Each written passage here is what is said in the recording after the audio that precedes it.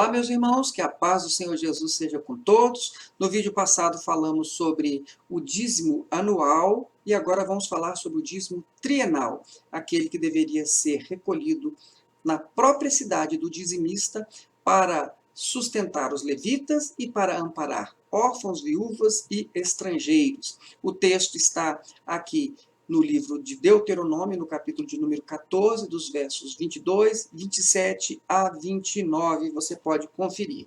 Por partes, nós vamos primeiro começar explicando por que os levitas deveriam ser sustentados nas cidades de Israel.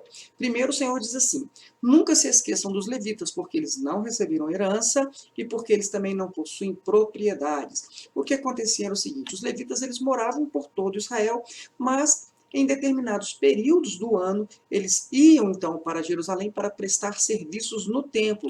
Isso foi estabelecido já por Davi, quando ele estava fazendo ali uma organização administrativa ali do Estado. Então, os levitas, além de prestar serviços cultuais, oferecendo sacrifícios para o povo nas suas próprias cidades, eles prestavam também diversos serviços administrativos que nós vamos ver aqui. Os turnos, apenas para que você possa conferir, os turnos dos levitas você pode conferir no primeiro livro de Crônicas, no capítulo 9, nos versos 24 e 25, e os turnos dos sacerdotes, em 1 Crônicas também, no capítulo 24, nos versos 3 e 19.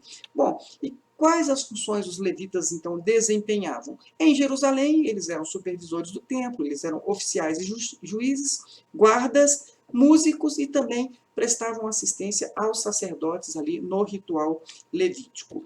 Quando eles estavam em suas cidades, a maior parte do ano, eles então prestavam serviços de inspeção sanitária, de educação, administravam os bens da coroa, também recolhiam os tributos para a coroa e também exerciam o poder de polícia. Muito bem, voltando aqui agora à questão do dízimo trienal, nós já vimos que os levitas eles moravam em todas as cidades de Israel. Então, a ordem de Deus era o seguinte: a colheita do terceiro ano, os dízimos do terceiro ano, deveriam ficar na própria cidade. Por quê? Qual era a destinação? Qual era a finalidade expressa de Deus para os dízimos do terceiro ano?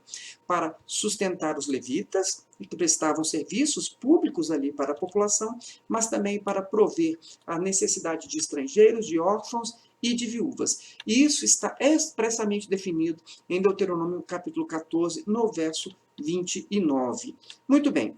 Havia, então, além da provisão dos levitas, uma ordem de Deus para que houvesse uma assistência fraternal, para que ninguém do povo ficasse desamparado em suas necessidades mais básicas. Muito bem.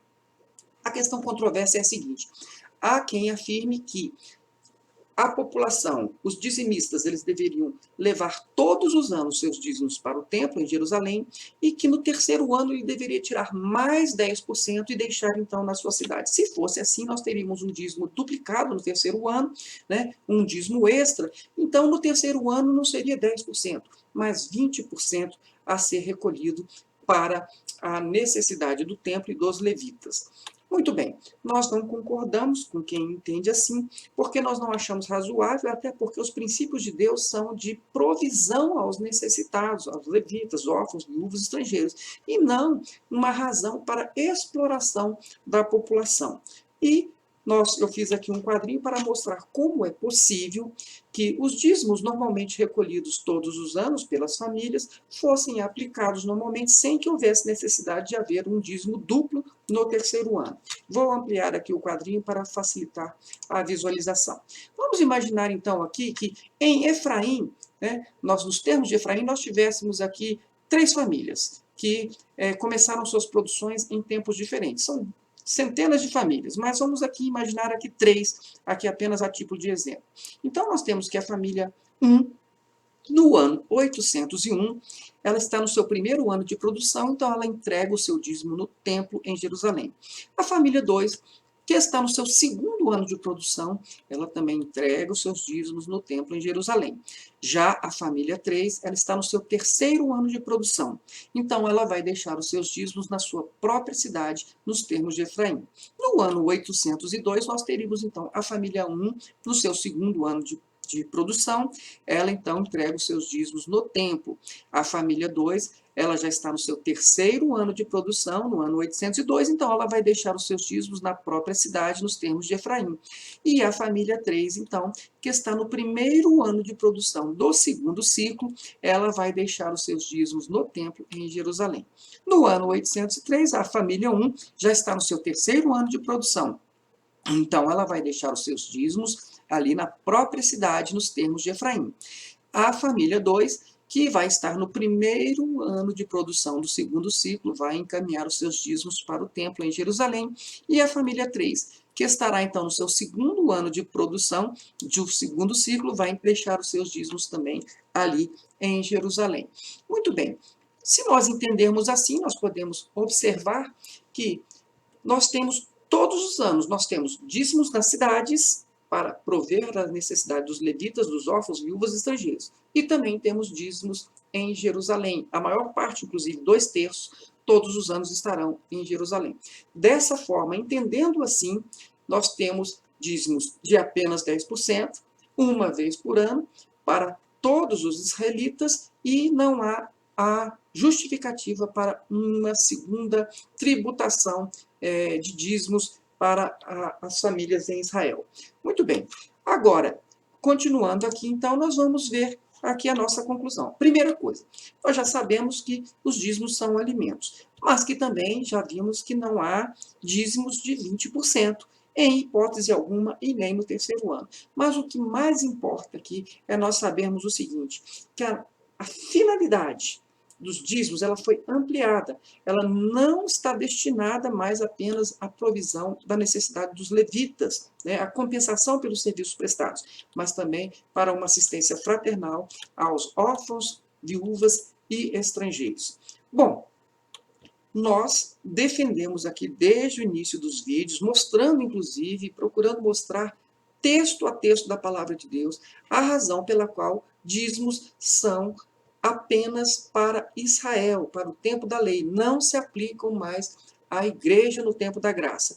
Mas, para quem defende que deve usar a lei para cobrar dízimos no tempo da igreja, deveria então responder duas perguntas. Primeira, além dos pastores e dos trabalhadores da igreja, os órfãos, viúvas, estrangeiros estão sendo sustentados pela igreja? Ah, mas nós não temos mais essa necessidade de órfãos, não temos viúvas e nem temos estrangeiros.